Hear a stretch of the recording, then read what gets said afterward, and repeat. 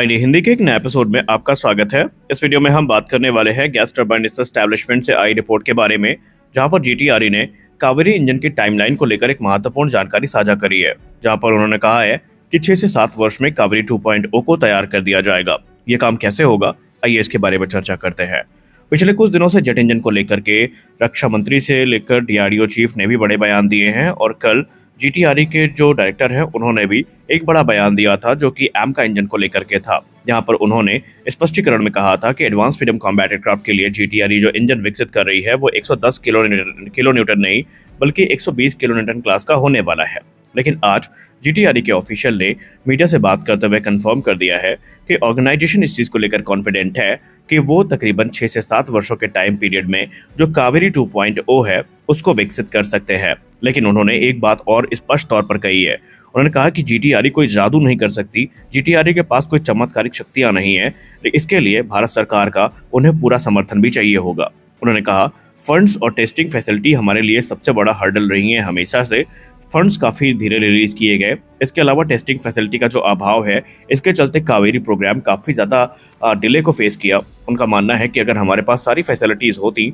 तो आज कावेरी इंजन भले ही तेजस में यूज़ ना किया गया होता, लेकिन सर्टिफिकेशन टेस्ट कब के कंप्लीट हो गए होते और हम नए इंजन पर काम भी शुरू कर चुके होते। उन्होंने कहा कि भारत सरकार को यहाँ पर फंडिंग अप्रूव करनी पड़ेगी और इंडियन एयरफोर्स को इस प्रोग्राम का समर्थन करना पड़ेगा। उन्होंने कहा, अभी तक हमारे ऊपर जितना भरोसा दिखाया गया हम उसके लिए काफ़ी आभारी हैं, हम उसके लिए काफ़ी उनका धन्यवाद करते हैं और हम भविष्य में ये कामना करते हैं कि भारतीय वायुसेना इसी प्रोग्राम को बैक करती रहेगी और हमारा समर्थन करती रहेगी। ऑफिशियल ने मीडिया संस्थान IDRW से बात करते हुए ये भी कहा कि इस समय अगर हम करंट कावेरी डेरिवेट इंजन की बात करें तो ये प्रोजेक्ट अपने सबसे उच्चतम स्तर पर है इस समय, क्योंकि अभी तक रशिया में जो टेस्टिंग हुई है उसको लेकर ऑफिशियल ने कहा कि सब कुछ हमारे अनुमान के हिसाब से चल रहा है। जो चीज़ें हमने एक्सपेक्ट करी थी उसी आधार पर जो इंजन डेवलपमेंट प्रोसेस है वो चल रहा है, और उन्हें पूरा भरोसा है कि 2026 के मध्य तक या अंत तक कावेरी डेरिवेट इंजन को फाइनल सर्टिफिकेशन मिल जाएगा। जिसका मतलब ये है कि एक बार जैसे ही ये सर्टिफाइड किया जाता है तो इसको तुरंत तेजस मार्क 1 प्लेटफॉर्म, जो कि एक पुराना वेरिएंट होगा तेजस का, या आप ये कह सकते हैं इनिशियल जो प्रोटोटाइप है तेजस मार्क 1 के, उनमें उसको इंटीग्रेट करके पहले ग्राउंड टेस्ट आयोजित किए जाएंगे। और अगर हमें कॉन्फिडेंस आता है तो उसके बाद हम कावेरी इंजन के साथ इसकी उड़ान को भी आयोजित कर सकते हैं। उन्होंने कहा, निसंदेह अभी ये इंजन तेजस मार्क 1A के लिए कंपैटिबल नहीं है, तेजस मार्क 1A की रिक्वायरमेंट को पूरा नहीं कर सकता, लेकिन हमें इस बात की खुशी है कि हम उस टारगेट के नज़दीक पहुंच गए हैं जो हमें अचीव करना था, यानी 84 किलोमीटर का जो टारगेट था उसके पास कावेरी इंजन पहुंचता नजर आ रहा है। क्योंकि कुछ रिपोर्ट ये दावा करती है कि 51 किलोमीटर का ड्राई थ्रस्ट और उसके बाद एडिशनल जो ब्रह्मोस एरोस्पेस की तरफ से आफ्टर बर्नर सेक्शन विकसित किया गया है वो 29 से 30 किलोमीटर का जो थ्रस्ट है वो जनरेट करने में सक्षम है। और ऐसे में अगर हम 29 किलोमीटर भी लेके चलते हैं तो ये नियर अबाउट तकरीबन 80 किलोमीटर के आसपास पहुंच जाता है,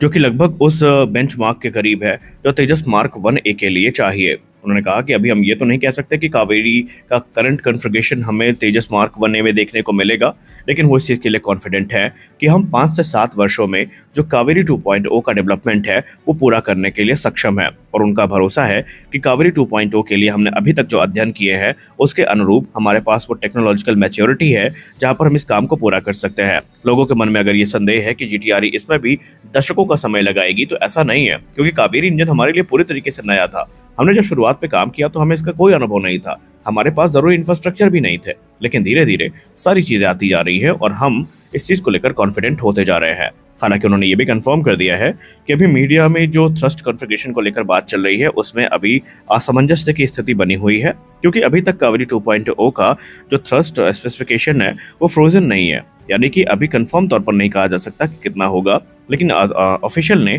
मीडिया से बात करते हुए कहा कि जीटीआरई टारगेट कर रही है कि ये जो नया इंजन होगा ये कंप्लीटली नए कोर के साथ होगा, जो कि 90 किलोटन से ज़्यादा का थ्रस्ट जनरेट कर सकता है। और अगर हम एक अनुमानित नंबर लेके चले जो कि 90 से 98 के बीच में होता है, तो क्लियर है कि ये इंजन ना सिर्फ तेजस मार्क 1A को पावर करने के लिए सक्षम होगा, बल्कि जो तेजस मार्क 2 के वेरिएंट्स हैं जो कि 98 किलोटन के जनरल इलेक्ट्रिक F414 से पावर्ड है, उनके लिए भी ये इंजन कंपैटिबल होने वाला है। लेकिन अगर हम सही मायने में प्रैक्टिकलिटी देखें तो जब तक जो फाइनल कॉन्फ़िगरेशन है वो फ्रोजन नहीं होती तब तक हम इसके बारे में चर्चा ना ही करें तो ठीक है, क्योंकि हमारा उद्देश्य तो यही था कि हम स्वदेशी तौर पर आत्मनिर्भरता को प्राप्त करें और जेट इंजन इसके लिए सबसे ज़्यादा महत्वपूर्ण चीज़ है। ऑफिशियल ने फर्दर एक चीज़ ऐड करी है कि इकोसिस्टम काफ़ी इंपॉर्टेंट होता है किसी भी इंजन डेवलपमेंट प्रोसेस के लिए, और हमने ऑलरेडी अब इसमें इन्वेस्ट करना शुरू कर दिया है। देर से ही सही पर भारत अब सही दिशा में आगे बढ़ता जा रहा है, क्योंकि हमको पता है कि हम सिर्फ कावेरी इंजन के लिए काम नहीं करने वाले हैं। हमारे पास इससे कहीं बड़ा टास्क इस समय है,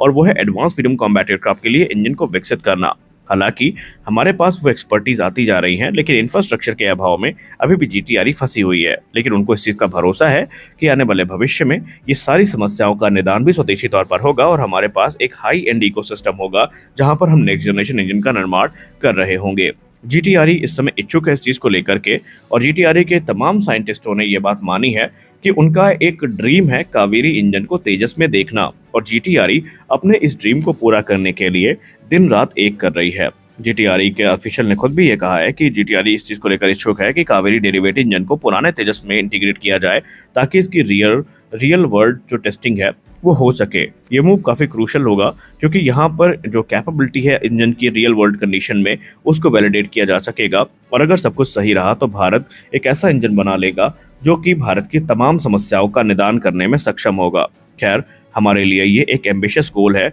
और हम आशा करते हैं कि इस बार जो पॉलिसी मेकर्स हैं उनके तरफ से लेट लतीफ़ी ना हो, और जीटीआरई को वो सभी सुविधाएं मुहैया करवाई जाएं जो भारत को आत्मनिर्भर बनाने के लिए आवश्यक है। क्योंकि आप भी जानते हैं और हम भी जानते हैं कि कावेरी इंजन प्रोग्राम को डिले करने के लिए सिर्फ जीटीआरई जिम्मेदार नहीं है, भारत का इंफ्रास्ट्रक्चर भी उतना ही जिम्मेदार है। क्या हमारे पास हाई एल्टीट्यूड टेस्ट फैसिलिटी है? नहीं। क्या हमारे पास फ्लाइंग टेस्ट बेड हैं? नहीं। तो यानी कि हमारे पास जो एडवांस लेवल के टेस्टिंग के लिए इक्विपमेंट्स होने चाहिए वही नहीं है, तो हम एक तरफा जीटीआरई को यहाँ पर दोष नहीं दे सकते। अब कुछ लोग ये कहेंगे कि हम रूस में जा ही तो रहे हैं, रूस में टेस्टिंग हो ही तो रही है। जो चीज़ आप नहीं समझ पा रहे हैं वो ये है कि रूस के जिस इंस्टीट्यूट में कावेरी इंजन टेस्ट होने के लिए जाता है, वहाँ पर नंबर्स लगाने पड़ते हैं, वहाँ पर अपॉइंटमेंट होती है, और वहाँ पर एक काफ़ी लिमिटेड इंटरवल के लिए टेस्टिंग के लिए परमिशन मिलती है, और उस लिमिटेड इंटरवल में हमें इंजन की टेस्टिंग करनी होती है। और जाहिर सी बात है कि जब तक इंजन को सफिशिएंट फ्लाइंग आवर्स नहीं मिलेंगे या ऑपरेटिंग आवर्स नहीं मिलेंगे, हम उसकी असली कैपेबिलिटी को टेस्ट कैसे कर सकते हैं। और इसी चीज़ के चक्कर में कावेरी इंजन अभी भी स्ट्रगल करता नजर आ रहा है। लेकिन चलिए, जीटीआरई का जो उद्देश्य है उसका हम काफ़ी सम्मान करते हैं, और हम आशा करते हैं कि ये उद्देश्य की पूर्ति जल्दी हो, क्योंकि ये उद्देश्य की पूर्ति भारत के डिफेंस इकोसिस्टम के हक में है। वहीं प्राइवेट प्लेयर्स भी इसको लेकर इंटरेस्टेड हैं। हमने कल की वीडियो में कहा था कि गोदरेज एयरोस्पेस हो, लार्सन टुब्रो हो, या फिर वेम टेक्नोलॉजीज हो, ये वो कंपनियां हैं जो इस समय जेट इंजन डेवलपमेंट को लेकर काफ़ी उत्साहित नजर आती हैं, और आने वाले भविष्य में हम चाहेंगे कि इनका पार्टिसिपेशन सुनिश्चित किया जाए, क्योंकि इनके आने से बहुत सारे जो इशूज़ हैं वो रेक्टिफाई किए जा सकेंगे, और इसका फ़ायदा भारत के इंजन मैन्युफैक्चरिंग सिस्टम को देखने को मिलेगा। तो इस वीडियो में बस इतना ही, मिलते हैं अगले वीडियो में, तब तक के लिए जय हिंद।